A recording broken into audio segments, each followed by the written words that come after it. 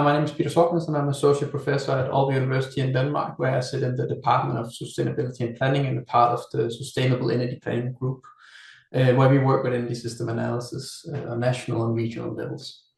And I will talk a bit about energy storage and sector coupling in renewable energy systems in here. But first, of course, the overall we see the challenge we're talking about when we talk about this transition. I guess you had that discussion also yesterday in the panel. Is this decarbonization of the energy system and more society as such, going to a climate neutrality. And that might include some carbon capture and storage, because some sectors might not be able to, and some other things. But of course, this is a major challenge and a major way of understanding that changes have to happen not only in the electricity and the heating and transport sector, but in all sectors and across the energy systems and systems as such in the whole society. So it's a major change in it here. Important discussion when we talk about this and when we look at it is this discussion about the biomass resource. This is a discussion that is quite significant depending on the countries you're in, because in some countries you have a lot of biomass, in other countries you have very little biomass. But we try to evaluate it based on can we discuss as a sustainable use of biomass, because as we can see it, if we assume that biomass is CO2 neutral, that of course is an assumption, then of course that could be a quick fix for many of these transition periods. But when we look at it and we look at the studies, we can see that is extremely limited how much biomass we can actually afford or allow to use for energy purposes, simply because it will go into land restrictions, it will go into food supply, and it will go into a lot of other things, biodiversity discussions and other things that's important for that transition discussion. So when we look at it, we don't have a lot. I mean, actually, in some cases, in some countries, use too much. If you look at global perspective, it might be fitting for a national perspective, but that would vary quite significant between countries. And we can see we need to, at least in the Danish case, or especially in the Danish case, we need to reduce it quite significantly, the consumption. And that means that since we cannot use the biomass resource, we need to use something like PV. And as we already know, and we discussed yesterday, that variability comes with issues, or at least new adjustments that has to be made for the rest of the systems. Energy storage is, of course, an option, an important discussion, and an important thing to include, but they also come at very different costs. So typically, when we look at the costs, we can see that electricity storage are quite significantly more expensive than competing technologies in storages. And of course, this is not one-to-one, because of course, if I store something as heat, I might not get it back as electricity, and that means there's a quality difference, of course, in this one here. But when we look here, and we found some cost data in this paper you can find below, and then check we can see is the cheapest solution, that is per capacity unit, is typically the pumped hydro storage, which of course is a bit tricky to put in some energy system, because you need the correct geography of the country or areas. And there we can see that going from these kind of storages down to thermal storages actually decreases the cost around 100, a factor of 100 for the same energy content. Of course, that's not the same as the quality of the energy, but the same energy content. And if we go even further to like gas or liquid, well, they are even cheaper. And for us, that's indicating that maybe we should see if we can identify solutions or that makes sense from the system perspective in the thermal, the natural gas, the gas sector, and the oil sector. So maybe considering if we can store like that instead of the batteries on other electricity to electricity technologies. Based on that and some other discussions, we talk about what we call the smart energy system approach. And I think that's something that a lot of you maybe also work with. And that is to say that one thing is, of course, that a lot will happen in the electricity sector, but there will also happen a lot in the thermal sectors, both in the heating and cooling sectors. In Europe, for example, the heating is corresponding to about 50% of the end-use demand when we include the industrial sector. So that is quite significant, and of course that has to change also if we have to go to climate neutrality. And at the same time, we might have some grids related to gas or liquid also, so that's also cool. And all of these has to be smart. So we need a smart electricity grid, we need smart thermal grids, we need smart gas or liquid grids in that way, or maybe even need two grids. But we need to understand that this is a transition across different sectors. So when we have to understand what options do we have to understand what happens in the other sectors and see if we can use some sector coupling to create this potential flexibility. We wanted to understand this a bit better, so we made a study. It's a few years old. We're updating it now, but I think conclusions and the validation is still relevant. There are some numbers that will probably adjust, but overall discussions are the same.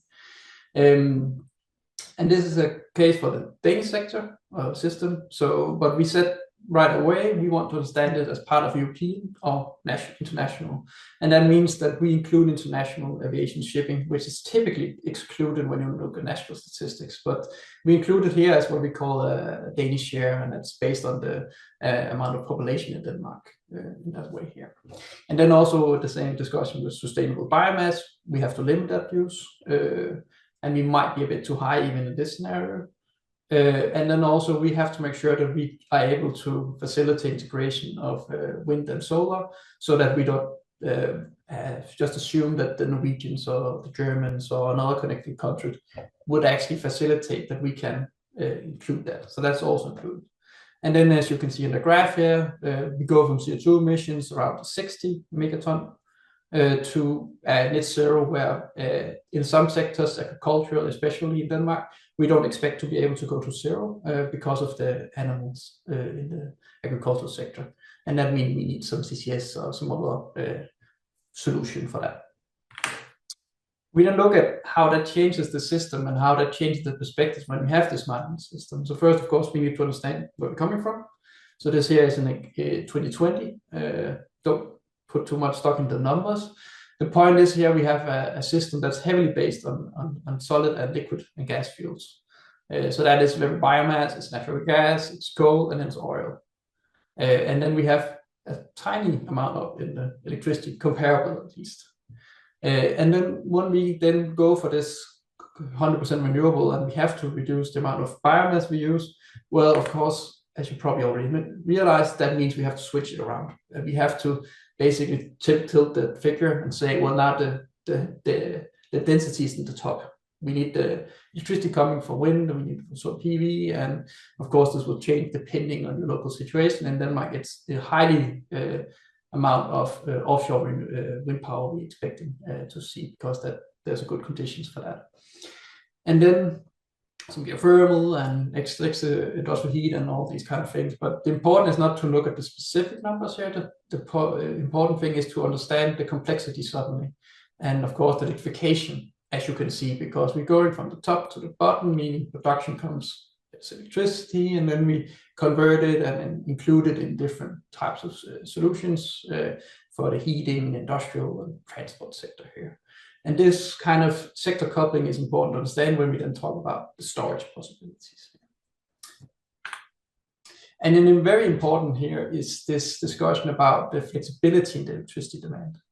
As we see it, the current demand is fairly inflexible. Of course, you can make some adjustments and there is some flexibility. So it's not to say there's no flexibility, but it's relatively inflexible compared to some of the solutions we can see coming forward.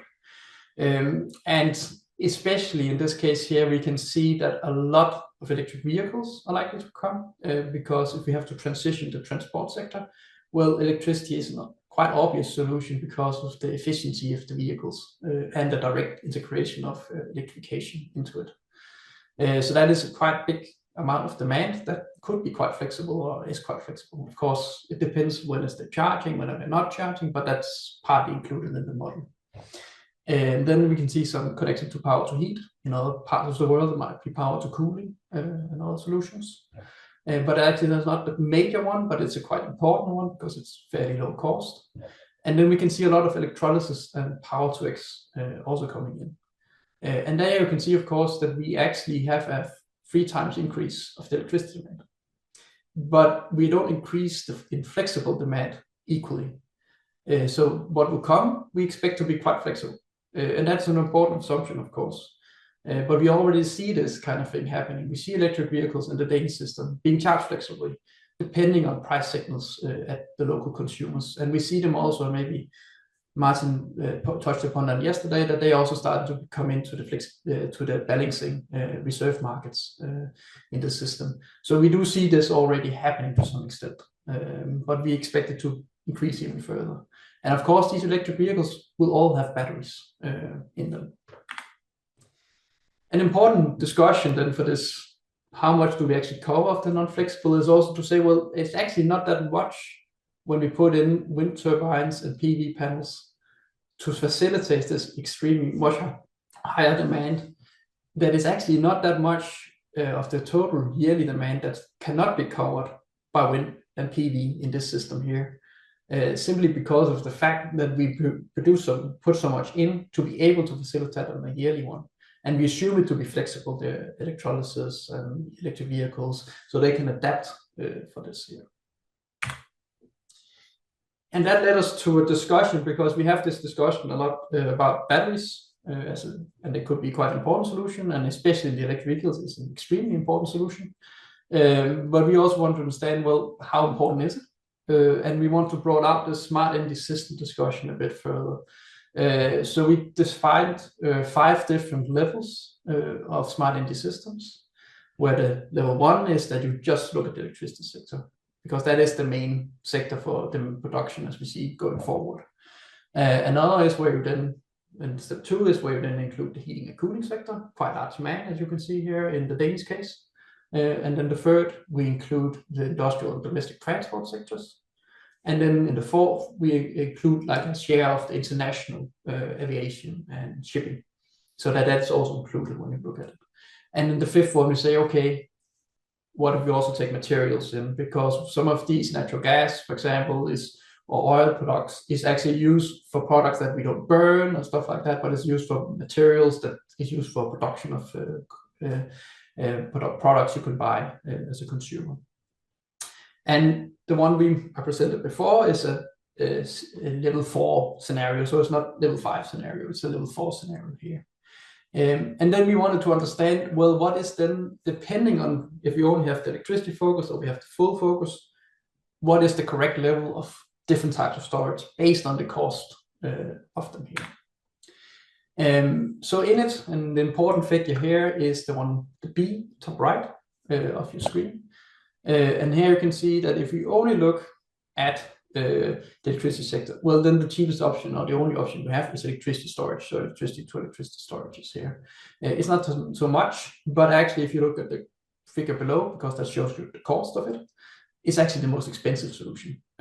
So the amounts are not large, but it's very expensive, these amounts here.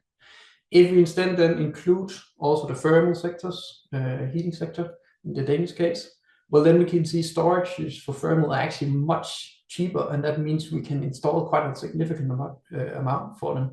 And that allows a lot more flexible operation of especially heat pumps and electric boilers, so they can be more flexible. And that extra cost means that even though we install a lot more, that is actually still cheaper than the much lower battery capacity we had in the other ones. And you can see that then limits how much battery capacity we actually need for the system.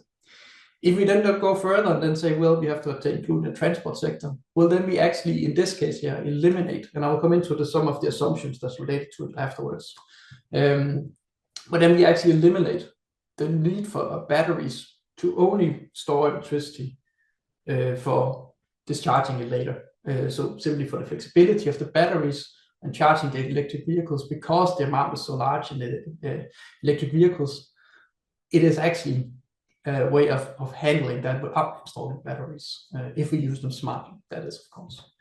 If we then put in the next sector, which is the industrial sectors and general transport, we also need to make some hydrogen storages into the system, because some demands will simply not be able to directly electrify, and therefore we need some indirect electrification solutions here. And this is the same case with the fifth one, where we also take in materials, because a lot of that could be delivered by hydrogen solutions also. So the takeaway here is that we can see that if we look at the integration of renewables, if the more sectors we include in the analysis, it's very different storage facilities we have. And if we only look at electricity, we only find electricity storage solutions. But as soon as we broaden the scope up, we start to find other solutions. And of course, in the third one, there is a lot of batteries where we put them on wheels so we can drive around. We don't build them to balance the electricity system, but they can also balance the electricity system, since they're there anyway.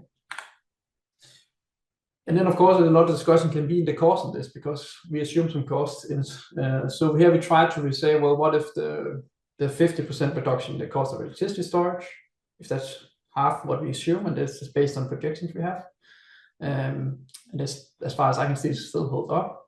And what if we increase the thermal and hydrogen storage costs? And what if we increase the cost of solar PV, as well as offshore and onshore wind power?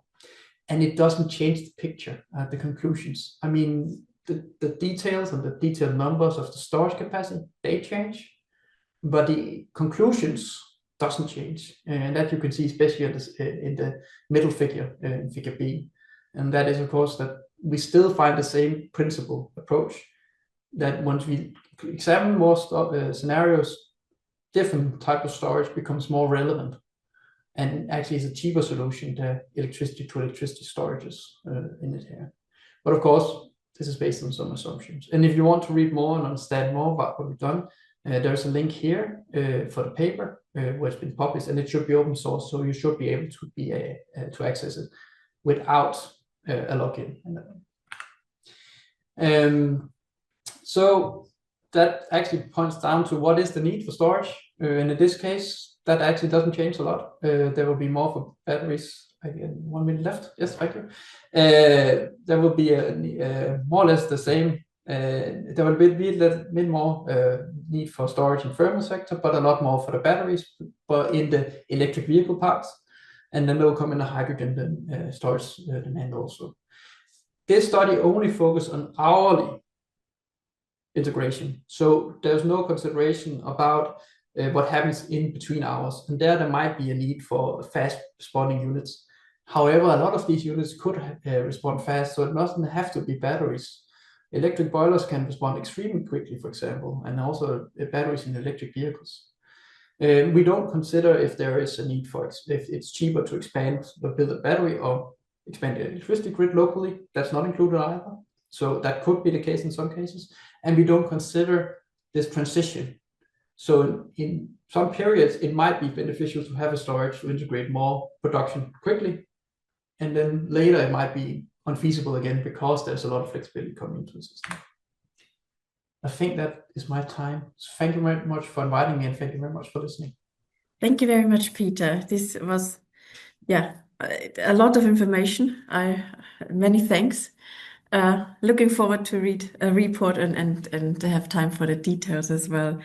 Thank you a lot. And the next speaker will be Masaya. Masaya is a emeritus professor at the Nagoya University and a senior researcher at the Nagoya Industrial Science Research Institute. I hope I got this right. And Masaya, the stage is yours. You can see the screen, everything perfect. So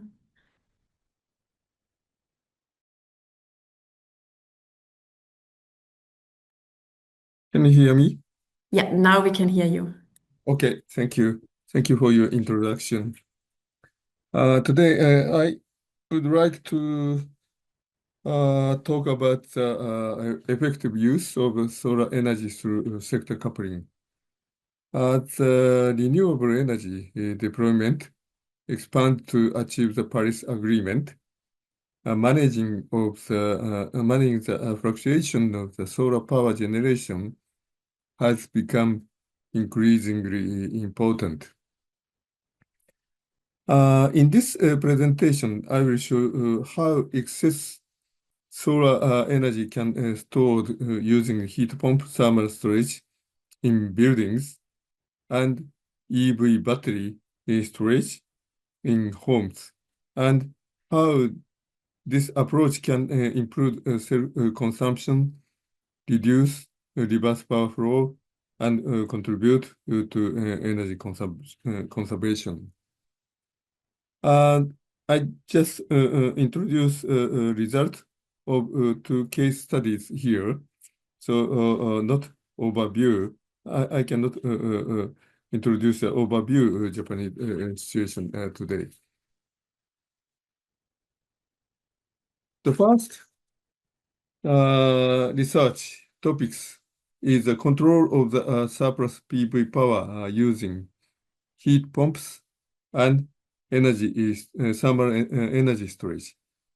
In this case study, two types of storage are considered: thermal storage and battery storage.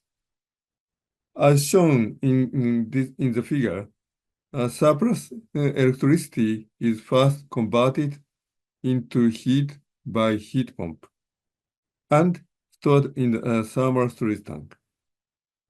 If surplus power still remains, it is stored in the battery, and any additional surplus results in reverse power flow to the grid. This study was conducted basically on a real building with a floor area of approximately 5,500 square meters. It is equipped with an air source heat pump. Air source heat pump and thermal storage tank, and capacity of the installed solar cell is 700 kilowatt. For this study, firstly, we conducted the simulation study. This slide shows the simulation result using measured air conditioning load and power consumption as boundary conditions. 4 cases were examined: no storage, case 1, and thermal storage only, case 2, and battery storage only, case 3, and both thermal and battery storage, case 4.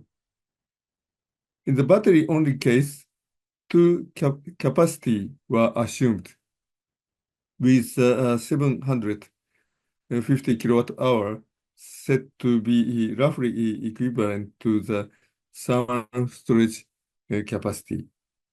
The result shows that thermal storage case 2 is effective in reducing the peak reverse power flow. You can see the in the table peak power from case 1 peak power is 463, but case 2 peak power is 366. So case 2 can reduce the peak power of the reverse flow, power flow. Battery storage can reduce the total amount of the reverse power flow, but does not significantly reduce the peak. By contrast, combining the thermal storage and the battery storage, case 4 can significantly reduce both the total reverse power flow and its peak value. Next, we conducted actual operation using the thermal storage tank in actual building. This slide shows the results of the actual operation for surplus PV power control using the thermal storage tank in a real building. On weekend, you please see the upper figure. On weekend, Saturday and Sunday, surplus PV electricity was used to operate the heat pump and charge the thermal storage tank. So you can see the amount of the heat in the thermal storage tank is increased at the gray one. During the weekday, daytime, the stored heat was used, and the heat stored over the weekend was fully discharged by Tuesday evening. After that, heat storage operation was scheduled based on the forecasted solar radiation for the next day, with nighttime storage used to support the morning start-up operation. As a result, operating heat source equipment during the daytime reduced the reverse power flow peak by approximately 100 kilowatt hour, 100 kilowatt, as shown in lower figure. Next, from here, I will introduce research results on second study, the use of the electric vehicle in homes. This study focuses on the vehicle-to-grid V2G concept, where EV battery are used as a part of the smart grid. For Nagoya City, we evaluated EV charging and discharging behavior in terms of electricity demand, environmental performance, and economic performance. Today, I will focus on the impact on the electric demand. The analysis considered travel behavior within 40 kilowatt area centered on the area. Assuming an EV ownership rate of 10%, there are about 87,000 EVs in the area. Also, surrounding the area, there is a 369,000 EVs in the surrounding area. This slide shows the EV charging and discharging control scenario used in simulation. EVs charged using PV power during the daytime. Sorry. And discharged after sunset. Charging and discharging are controlled by the state of the charge with an operational range of 30% to 90%. If stage of charge falls below the 30% due to the driving, the EV is charged as needed to maintain the minimum mobility. During the PV generation, electricity is first consumed in the home. If PV power is insufficient, the EV charged when possible. Otherwise, grid electricity is purchased.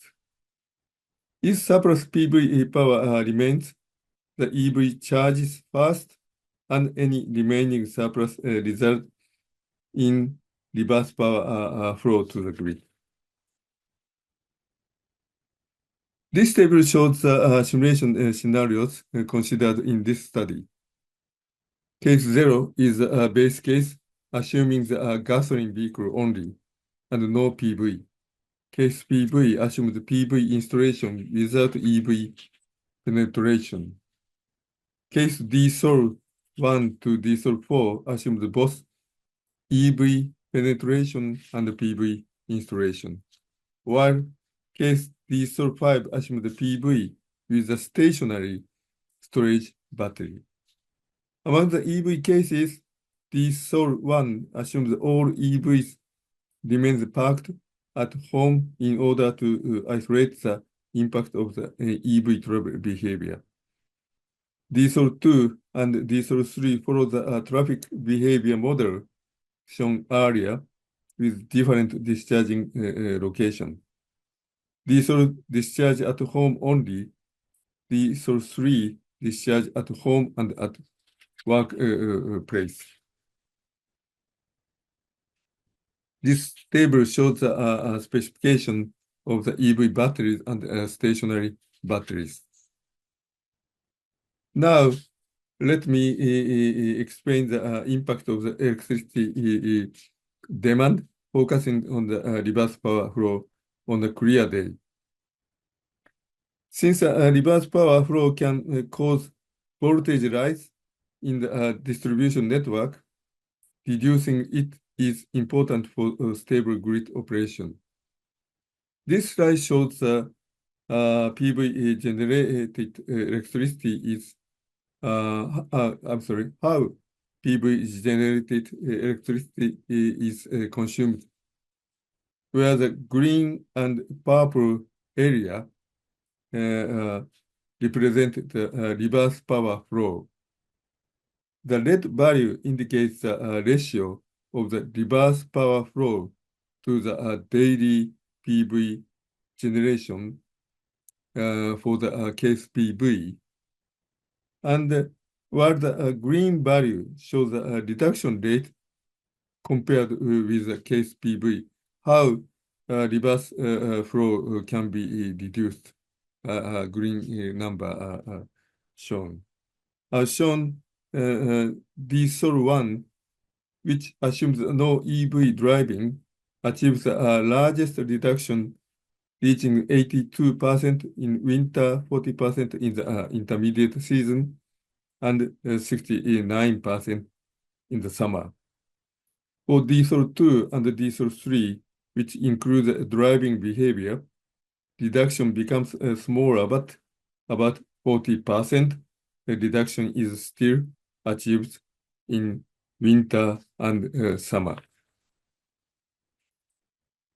In conclusion, this study demonstrated potential for consumer-side energy management using heat pumps and thermal storage to utilize surplus PV power.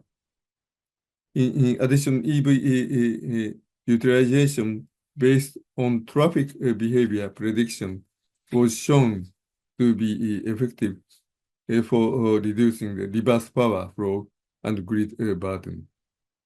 Towards a carbon-free society, appropriate renewable energy control through self-help, mutual help, and public help will be essential. Thank you for your attention.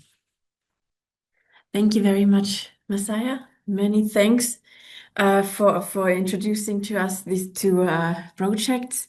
I would say we move directly to the next speaker. This is Jonghee. He is the Distinguished Professor and Director of the Hydrogen Energy Research Center at the Korean Institute of Energy Technology, KENTECH. So, Jonghee, the stage is yours. Thank you very much for your kind introduction.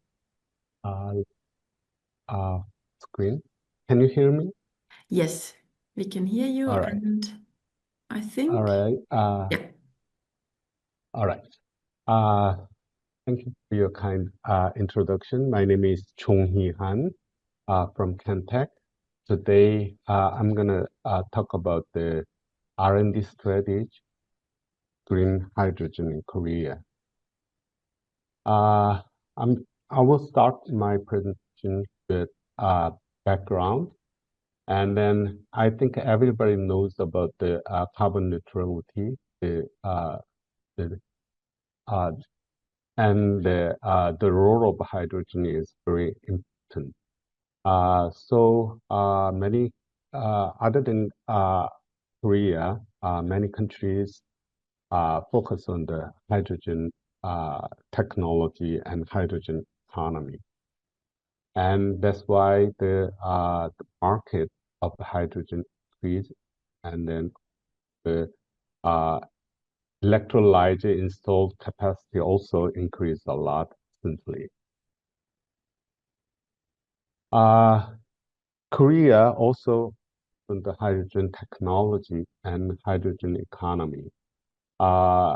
Before 2019, our government very small hydrogen technology developed, and after we announced roadmap the hydrogen economy in 2019.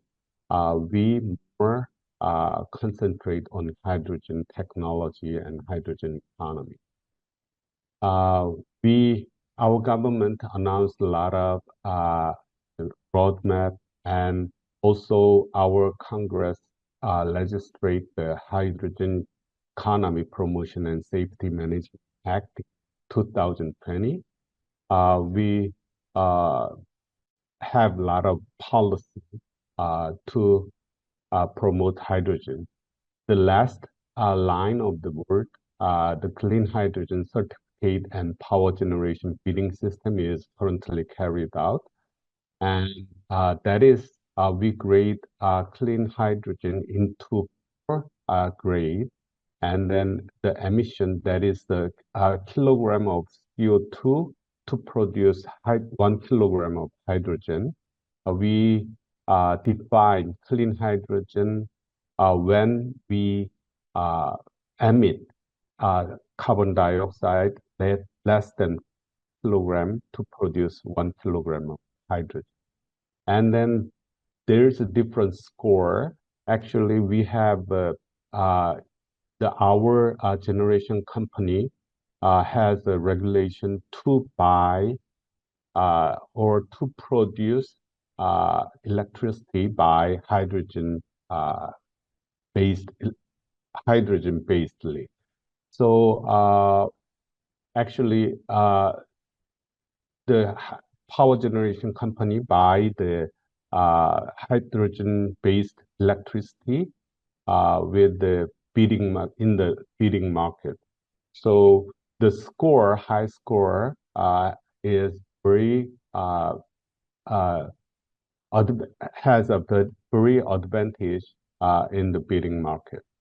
So we currently carried out this system, and also our government invest the R&D on the hydrogen, a lot of investment, and then also in the same time we increase the investment on energy lot. As a result of the lot of investment,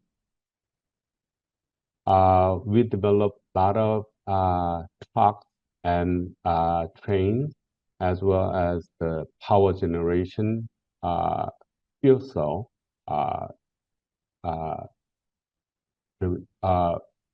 by the industry in Korea.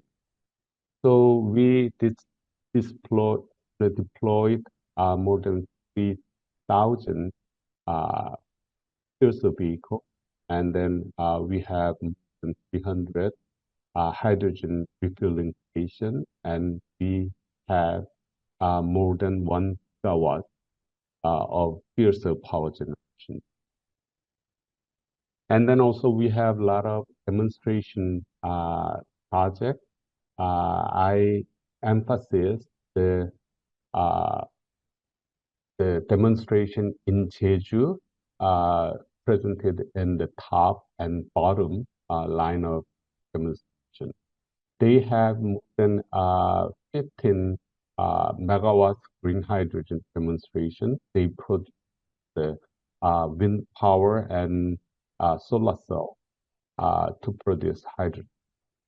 And then they plan to 200 megawatt green hydrogen demonstration that is produced of hydrogen from the renewable energy, and then they plan to use it to produce the electricity. That means the sense of that means that is the hydrogen, the energy storage system. And then we have the government assigned 15 hydrogen city that install the pipeline of hydrogen and then produce a production facility hydrogen and the hydrogen power generation. We have that 15 cities like this will be act as an first city, the hydrogen infrastructure. And also we have a hydrogen liquefaction plant. We have 3 of the liquefaction plants. Those liquefied hydrogen will be used the local hydrogen used like a hydrogen station. And also we are now planning to build the hydrogen receiving terminal in the form of the liquid hydrogen. Actually, we start to build up the demonstration plant in this east side already. And also our industry also have a lot of revenue and also investment of the hydrogen technology. However, we still have a lot of problems to solve. Actually, if we summarize these problems, it is the economical physics.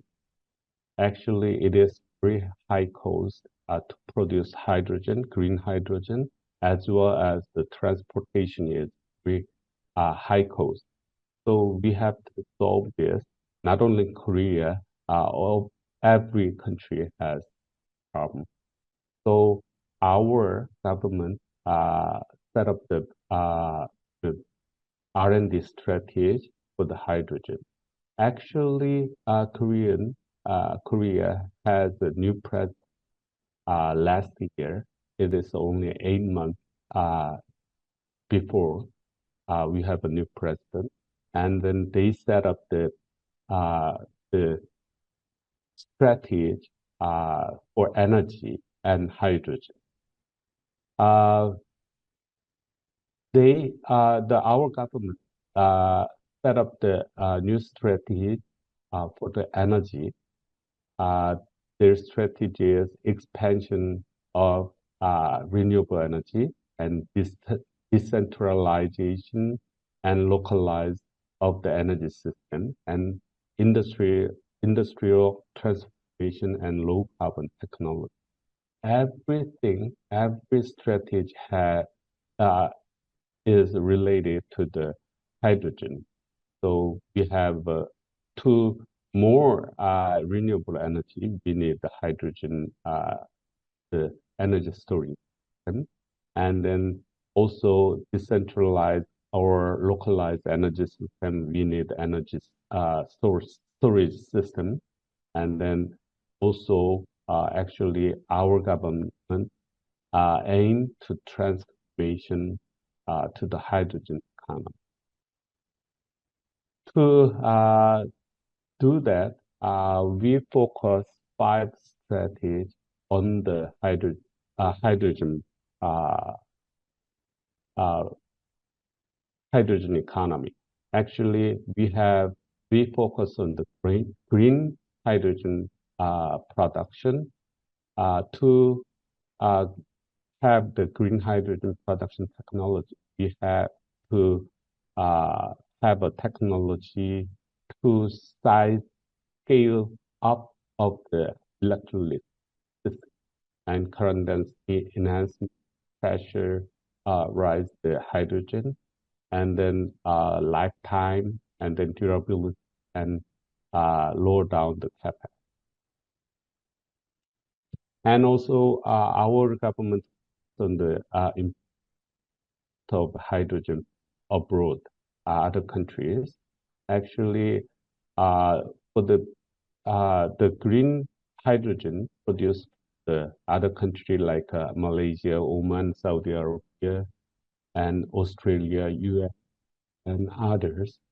And then we have a project. We have a technology developed for the movement of hydrogen from other countries to Korea.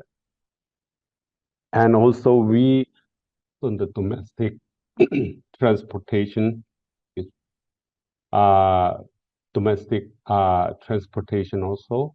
We need the liquefaction pipeline is focus for the domestic transportation. Actually, Korea will try to deploy the renewable energy more and more. And then actually we have limited resources of the renewable energy. But we, some regionally, we have some outbreak from the peak of the solar energy like this. Actually, the yellow thing is this graph shows the energy mix of Korea, and yellow in the bottom is presented the nuclear plant.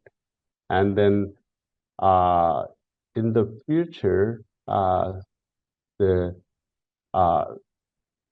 solar too much we try to many solar energy, and then we expect the outbreak of nuclear plant. So we need more demand of the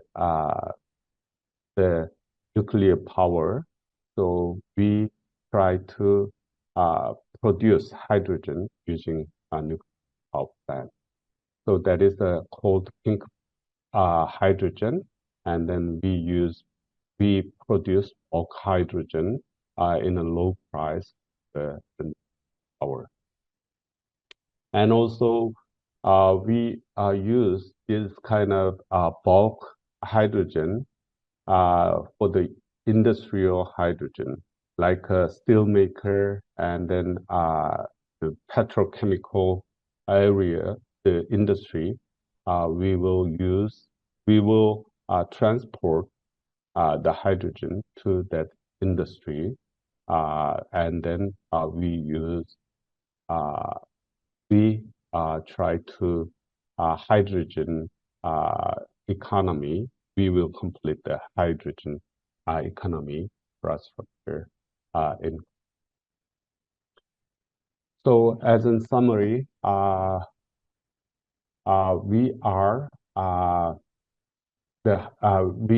hydrogen plays a very important for the carbon neutral Korea, and we are demonstrate and we are carry out many R&D investment, and then the investment, and then as a strategy for the R&D investment, we focus on the green hydrogen, pink hydrogen, and international transportation and domestic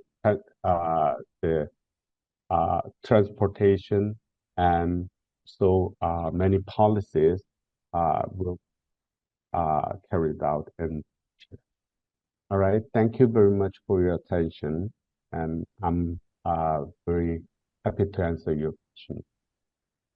Thank you very much, Jonghee. This is a very nice view and an overview of how Korea is facing the future with hydrogen. I think it's very hands-on. Thank you for sharing this information.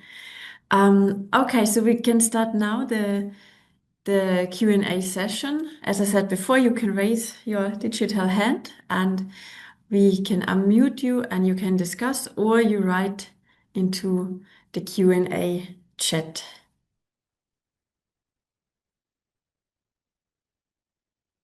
So I can give you some seconds to think maybe.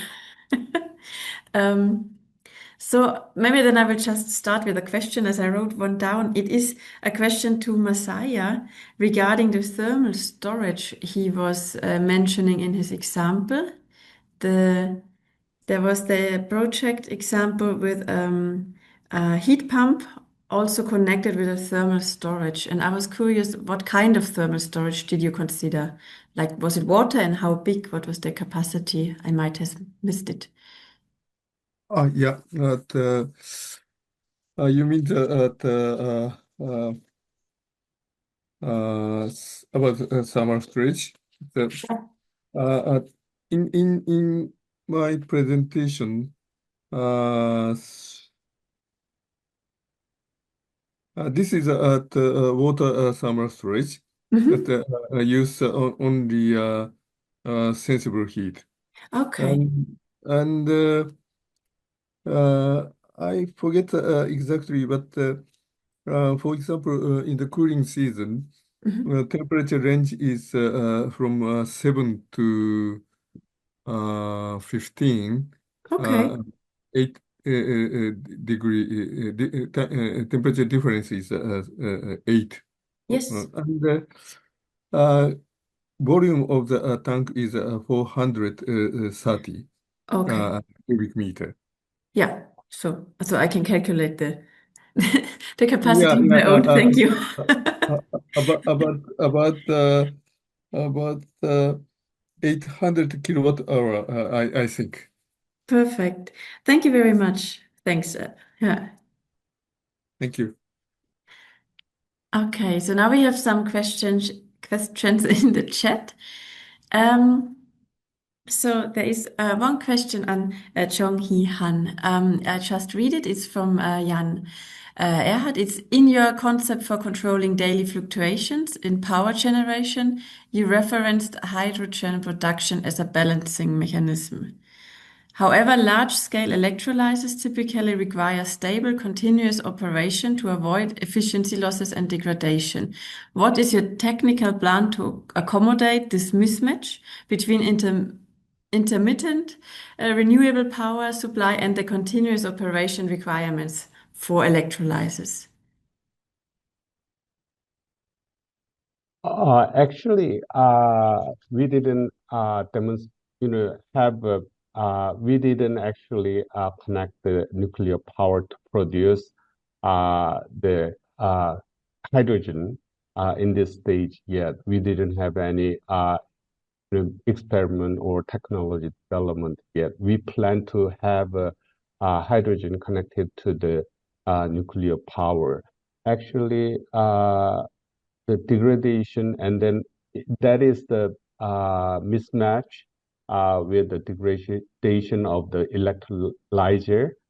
Actually, it is problem of it connected the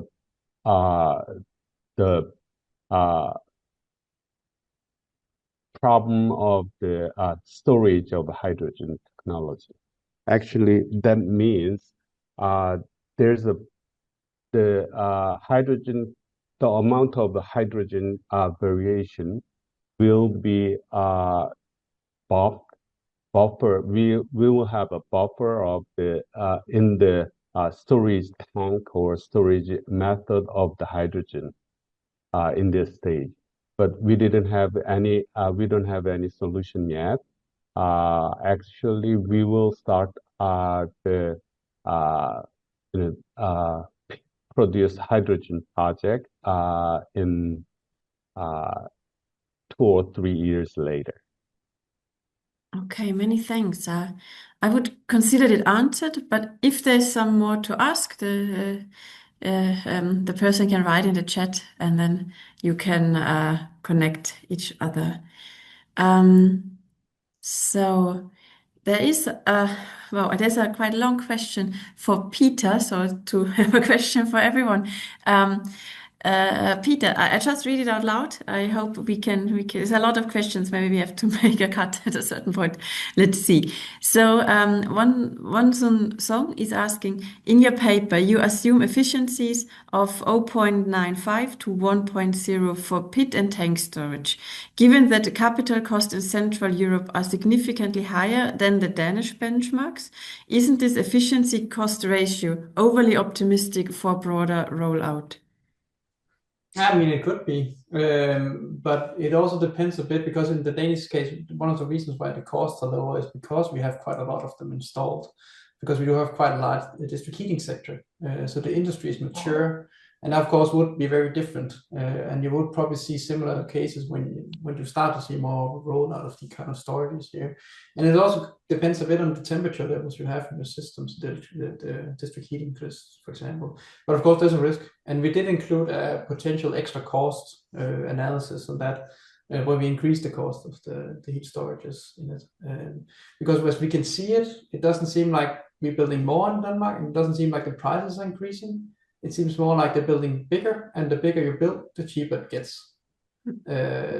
So we actually don't see an increase, you don't install more and more in it. But of course, there's a risk when you go to a different country with a different cost structure, and especially if you have a fairly, let's call it a relatively mature or recent starting industry in that area. Okay, I see. Thank you for answering this. I maybe take the second question as well. The question is, how does the model account for the practical challenges of expanding district heating networks in regions where the infrastructure isn't already established like it is in Denmark? Yeah, and that is a point, because in the Danish case, of course, part of the efficiency comes from the heat pumps and the electric boilers in the district heating system because of the flexibility there. And we do have quite a large share of district heating in that system. And of course, that would influence it if you are forced to use individual heat pumps, for example, because the flexibility of those is significantly lower because of the storage facility you will have to install is lower. So that would, of course, skew the pictures. But I think most of the findings, and when we look at where there could be district heating in other countries, I mean, we're not talking about a scenario that happens tomorrow. Yeah, I'm talking about a scenario that happens in 20 years. And that's I mean, it's a process. And 20 years ago, it also looked different in Denmark. So, I mean, one thing is, of course, saying we don't have district heating now, so we will never have district heating. I don't think that's an excellent argument either. I think you have to understand, is district heating relevant for our country, our area? And as far as we can see, there is quite a lot of potential that's unexploited in the European system that could be expanded. That could happen within the 20 years guide. And that, of course, will mean that these kind of areas could be relevant for that discussion. But of course, that is a risk because, as I also said, some countries there might not be a big role for it. There could be role for district cooling maybe in some areas, but they will have very different flexibility things. And that, of course, that means that electric vehicles become more important, or electrolyzers become more important for that discussion of flexibility. And there could be some batteries in that one. But of course, it has to be understood in the other ones. And at the same time, we also see some new ways of, and that's not included in this study, of storing thermal energy for industrial purposes, for example, so high temperature. And that would increase the flexibility of the electricity demand for industries, which again could be a facilitating approach. So there's a lot of discussions, you would say, that could also come into that aspect. Okay, but it is a good point. Thank you very much. Maybe we can, the last question, keep on hold if there's still time. I can come back to this question as well. And thanks already. Then we have one question for Jonghee. The question is South Korea considering investing in district heating as well as hydrogen in order to further expand sector coupling possibilities? Yes, we have actually in the not near future, but we have that kind of plan also. We have a gas pipeline well installed. So we mix the hydrogen into the gas pipeline as well as we install the hydrogen pipeline. Also, we have a residential, heating district is very well installed. So actually, we plan to use hydrogen to use in the heating district. Okay, thank you very much. I think this answers the question. If not, Geoffrey, you are free to ask in detail and discuss more in detail. Thanks a lot. So I think, I'm not sure. If not, my other colleagues have to say if I missed something. I think there's one question left. General, the person is asking, for sector coupling, which mechanism would you use to encourage system-level thinking of the various sectors? Is price arbitrage enough? I guess the question for all of you, so you can all give your comment, feel free.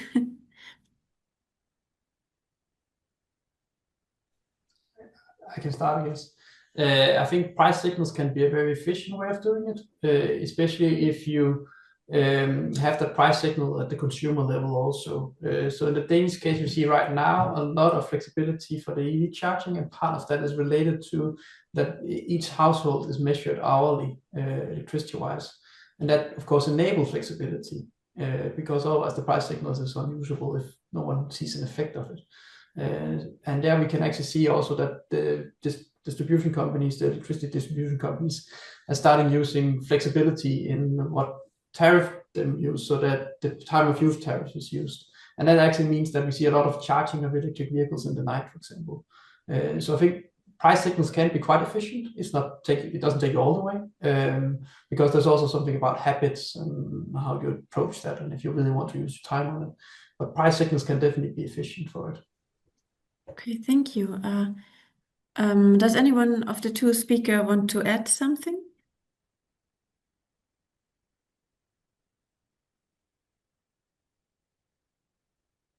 Okay. No, I don't have the comment.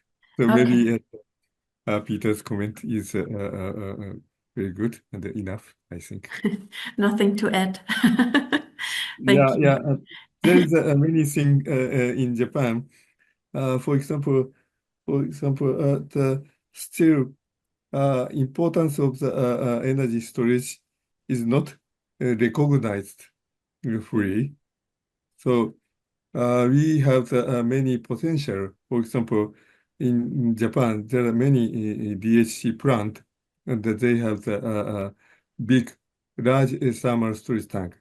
But for example, officer cannot understand how they can use this kind of potential.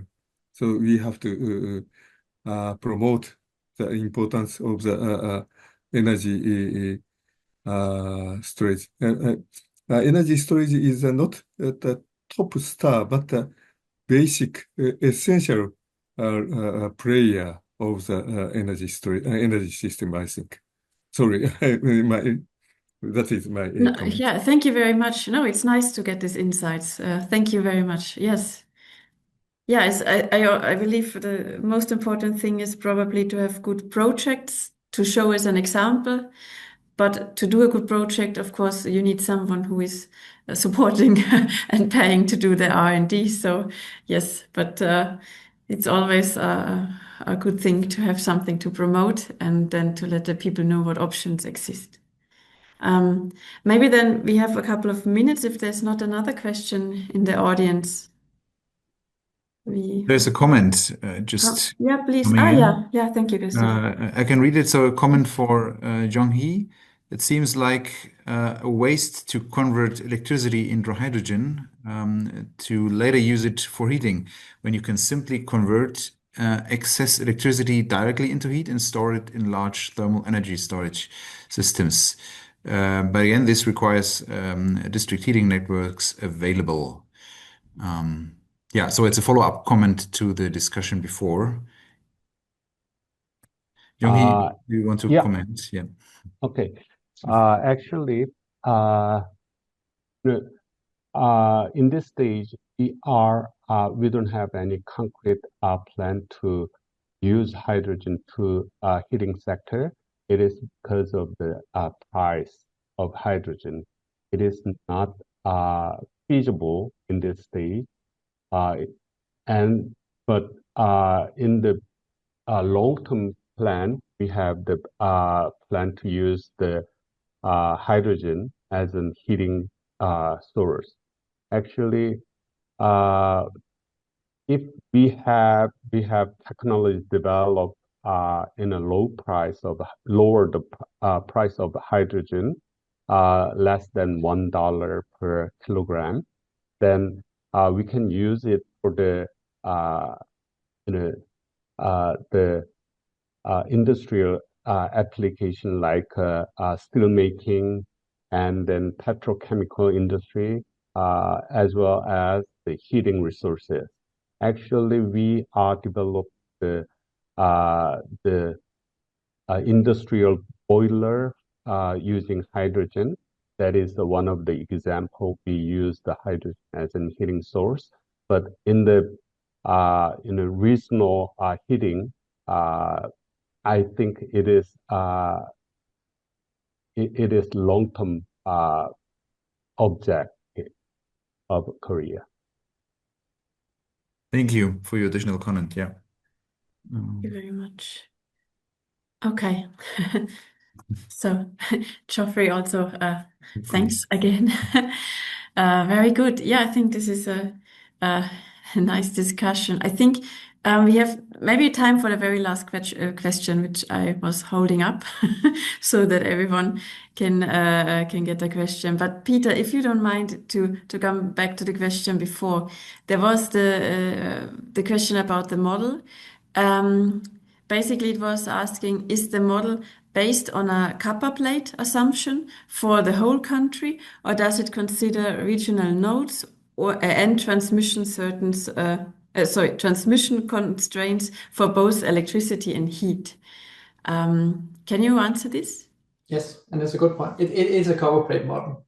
So you would say, as I also stated, we do not consider this, and we cannot conclude on anything related to potential cost reductions in the expansion of the grid compared to having a battery solution.